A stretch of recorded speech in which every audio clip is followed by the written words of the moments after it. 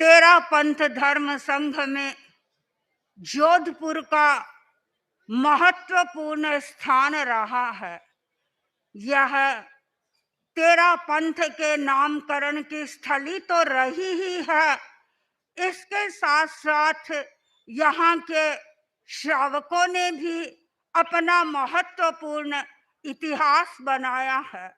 विक्रम संवत 1928 में जयाचार्य का चातुर्मास जयपुर में था और अनुश्रुति यह बताती है कि उस चातुर्मास में रात्रि के समय में दिव्य वाणी हुई थी और दिव्य वाणी में जयाचार्य को यह सूचना प्राप्त हुई थी कि आपके 3 श्रावक ऐसे हैं जो तीर्थंकर गोत्र का बंधन करने वाले हैं।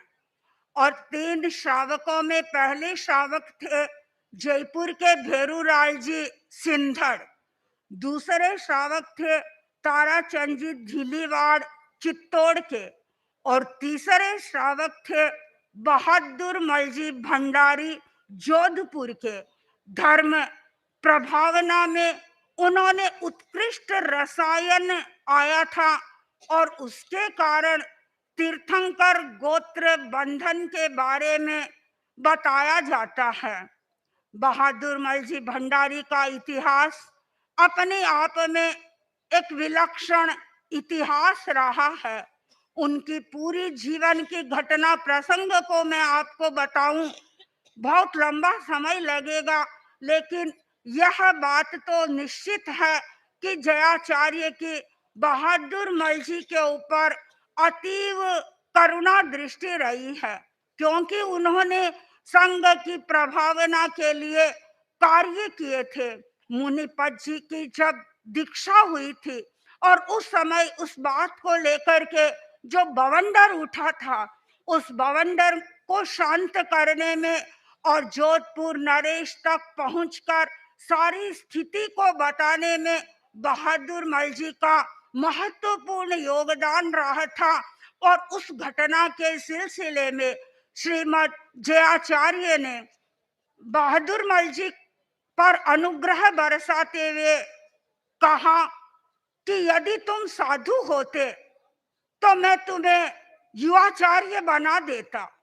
और जब भंडारी जी ने इस बात को सुना तो उन्होंने कहा, साधु होने का मेरे में सामर्थ्य नहीं है।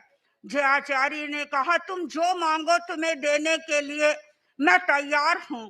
और अंत में जब देखा कि जयाचार्य कह रहे हैं तो भंडारी जी ने जयाचार्य से कहा कि आप मुझे देना चाहते हैं तो आप हमारे जोधपुर वासियों पर अनुग्रह करें और एक चातुर्मास हमें प्रदान करे। भंडारी जी की उस सामयिक सेवा के उपलक्ष्य में जोधपुर वासियों को चातुर्मास उपलब्ध हो गया। और उसके बाद जब भूरान जी की दीक्षा का प्रसंग आया तो उस समय भी उनकी बहुत महत्वपूर्ण भूमिका रही थी और उस समय में भी जयाचार्य ने उनको चातुर्मास की बख्शीश की थी और वह उस चातुर्मास की बख्शीश से पूरे जोधपुर वासी प्रसन्न हो रहे थे।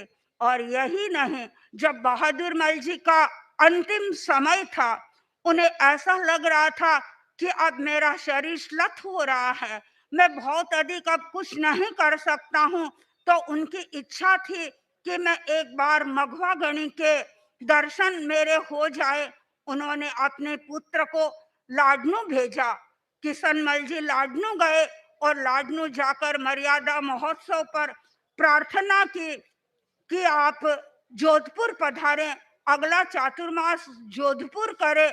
और उनके निवेदन पर जयाचार्य ने वह मघवा गणी ने वह चातुर्मास जोधपुर में किया। और बताया जाता है कि जितनी उनकी श्रद्धा प्रगाढ़ थी वैसा ही उनके साथ में हुआ। जब वे अपनी अंतिम सांसें वहां गिन रहे थे और वहीं पर मघवा गणी थे, और उनके प्राण पखेरु उड़ गए। तो यह जब व्यक्ति की अतीव श्रद्धा भक्ति होती है तो ये सब उसके साथ में घटित होता है।